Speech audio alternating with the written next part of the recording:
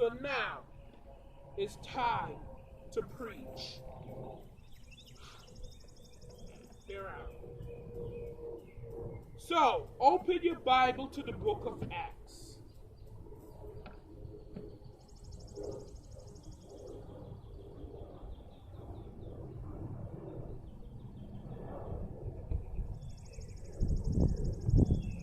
If you have it, say amen. If you don't, okay. A lame man healed.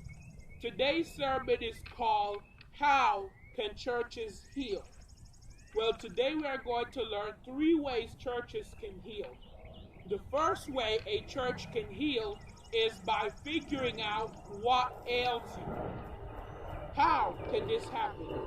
Now, Peter and John went up together to the temple at the hour of prayer, the 9th hour, and a certain lame man from his mother womb was carried, and lay daily at the gate of the temple, which is called Beautiful, to ask alms from those who enter the temple, who seeing John and Peter going to the temple, ask for alms. So when you come to Grouchy the Baptist Church,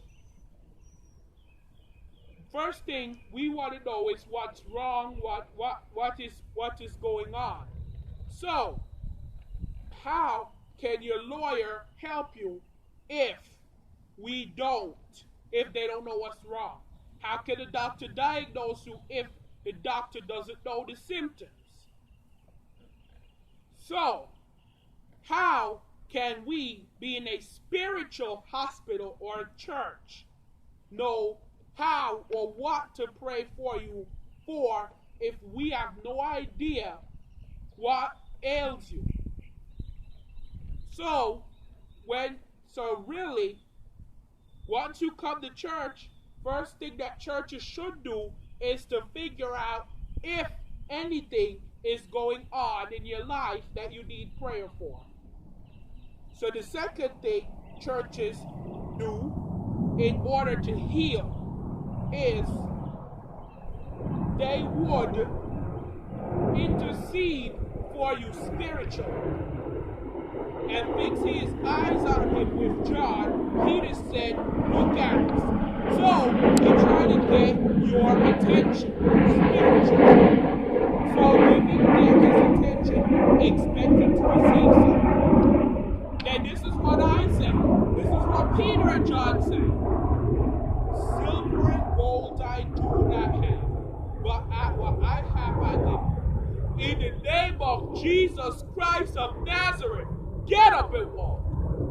In the name of Jesus Christ of Nazareth, get up and walk. Spiritual intercession links the church and us and God.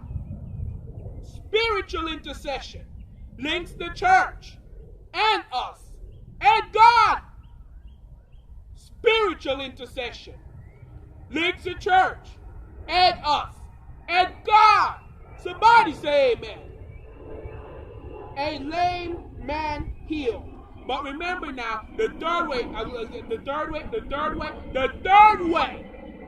that churches can heal is not just by figuring out what ails you. It's not just by spiritual intercession, but it's by praise. Look at number 7. And immediately took him by the right hand and lifted him up. And immediately is leaping up, stood and walked and entered the temple with them, walking, leaping, and praising God.